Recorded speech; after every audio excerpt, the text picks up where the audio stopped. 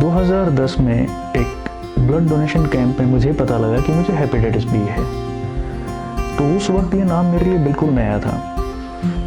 फिर मैंने ऑफिस में उसको गूगल किया और गूगल करने के बाद जो मैंने देखा वो और भी ज़्यादा हैरान करने वाला था।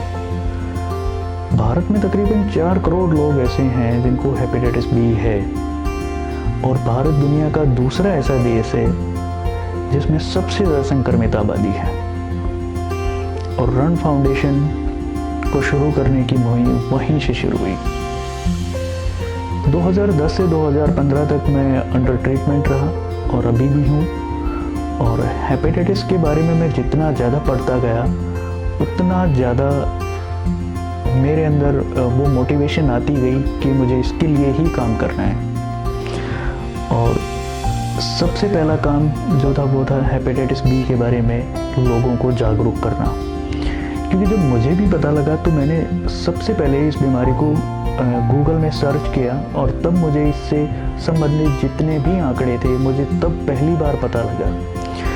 शायद बहुत सारे लोग ऐसे हैं जिन्होंने इसके बारे में इसका नाम भी नहीं सुना है और इसके बारे में जानते भी नहीं हैं कि बीमारी फैलती कैसे है और ये कितनी ज़्यादा गंभीर है। तो हमने रन फाउंडेशन वहीं से शुरू किया।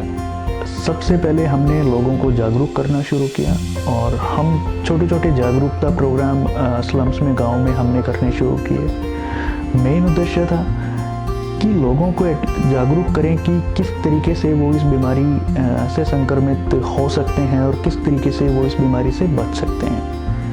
जो सबसे ज़्यादा संक्रमण फैलता है वो फैलता माँ से बच्चे को।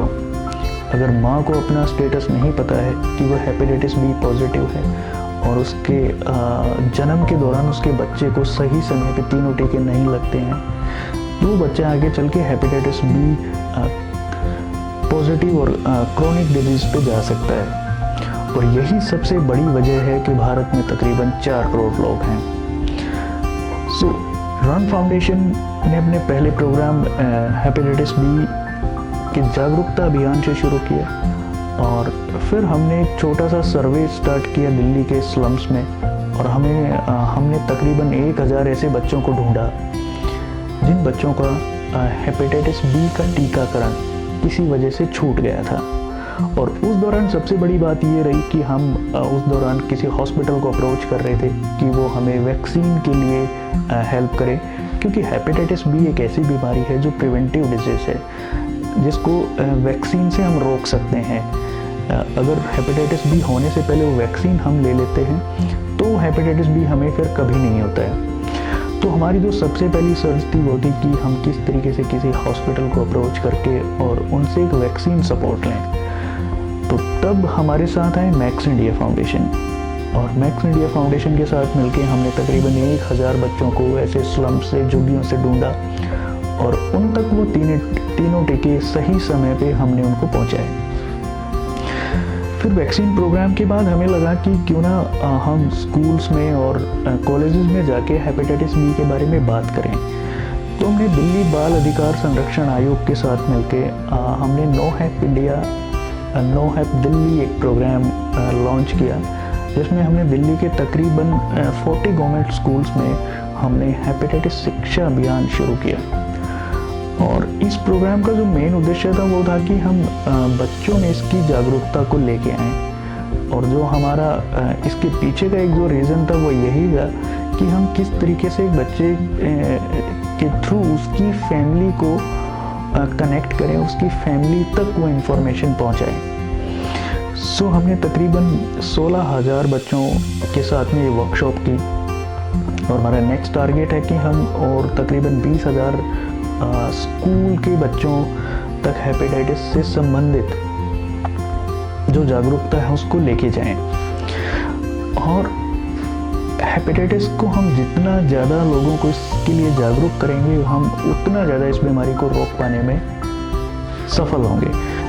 और फिर हमने ILBS institute of liver and biliary science के प्रोजेक्ट के साथ मिलके हमने दिल्ली के स्लम्स में लोगों को हेपेटाइटिस बी और सी के लिए स्क्रीन करना शुरू किया।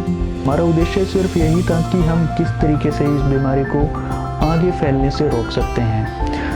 और रन फाउंडेशन का जो मेन ऑब्जेक्टिव है वो यही है कि वो अलग अलग डिफरेंट मेथड से हेपेटाइटिस को लेकर लोगों के बीच में जाए और उनको अवेयर करे इस बीमारी के बारे में।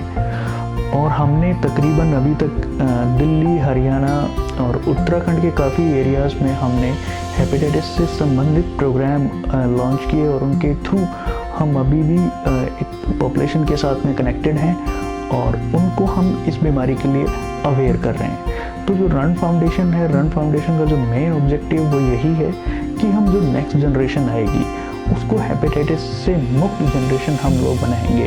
और वो तभी संभव हो सकता है जब हम एटलीस्ट जो प्रेग्नेंट वुमेन है और जो जनरल पॉपुलेशन है उस तक इसके प्रिवेंटिव जो स्टेप हैं, इसका जो प्रिवेंशन है उसको उन लोगों तक पहुंचाएं। Thank you.